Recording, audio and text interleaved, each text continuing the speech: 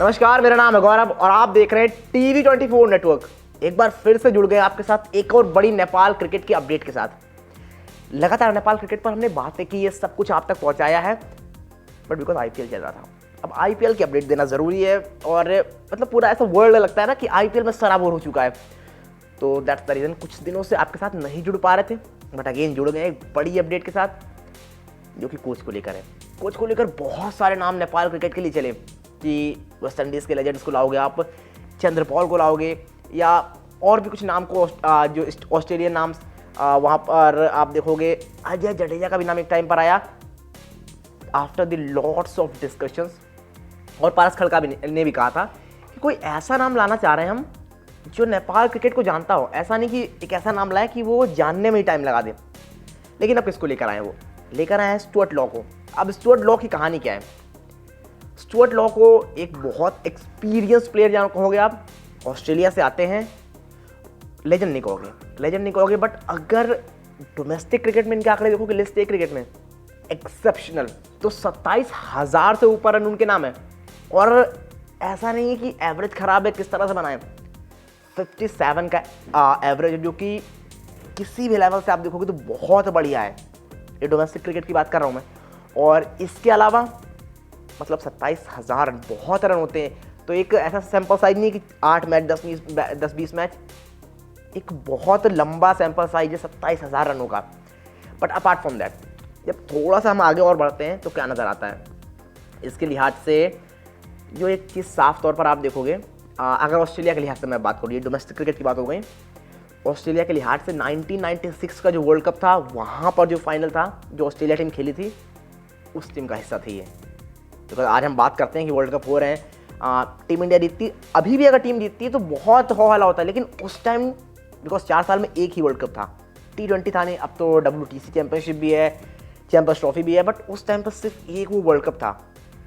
तो वहाँ पर जिस तरह से वो बहुत ज़्यादा अहमियत उसको दी जाती थी, उस टीम का वो हिस्सा थे।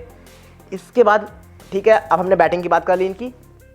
मूविंग ऑन, अब आते हैं इनकी कोचिंग पे। कोचिंग में क्या किया है? तो कोचिंग में भी एक्सपीरियंस है ठीक ठाक। 2011 आपको फाइनल याद होगा, इंडिया वर्सेस श्रीलंका। वो फाइनल होता है, श्रीलंका के जो हेड कोच रहते हैं वो अपना रेजिग्नेशन देते हैं, वो स्टेप डाउन करते हैं, इनको बनाया जाता है इंटर्म कोच। अब इंटर्म कोच होते हैं तो वो जो पीरियड होता है वहाँ पर श्रीलंका को सर्व करते हैं, फिर वापस हटते हैं।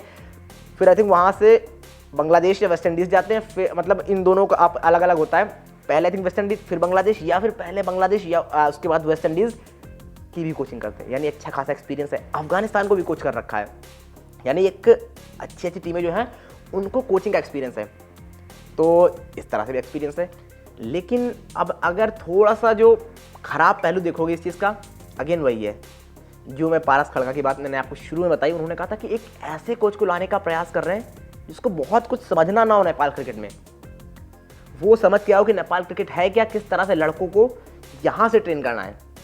तो वहाँ पे आपको साफ तौर पर ये दिखेगा कि चीज़ें थोड़ी सी ख़राब हो सकती हैं। बिकॉज स्टुअर्ट लॉ को मुझे नहीं लगता कि नेपाल क्रिकेट में बहुत ज़्यादा अभी नॉलेज है उस तरह से।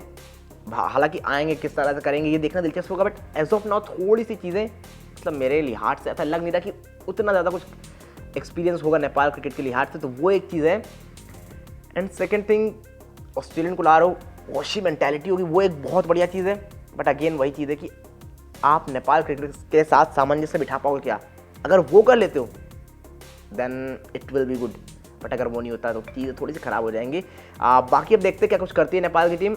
यहाँ पर चीज़ें नेपाल ने बदलनी शुरू की है। ऑस्ट्रेलिया के कोच को लाया है, वॉशी मेंटालिटी को लाए हैं, जीतने वाली मेंटालिटी के साथ आएंगे। तो वो भी देखना दिलचस्प होगा फिलहाल। बट अब बन चुके हैं तो हमें सपोर्ट करना है, हमें उनकी बात करनी है। देखते हैं किस तरह से करेंगे। आप बताओ, आपको क्या लगता है? क्या एक बढ़िया प्रॉस्पेक्ट होंगे स्टुअर्ट लॉ नेपाल क्रिकेट के लिए? और क्या एक बढ़िया टीम बनाकर टीम को वो वॉशी मेंटालिटी, जो जीतने वाली मेंटालिटी, वो करके दे पाएंगे? जो भी आपको लगता है जल्दी कमेंट करके बताइए क्या है आपकी राय।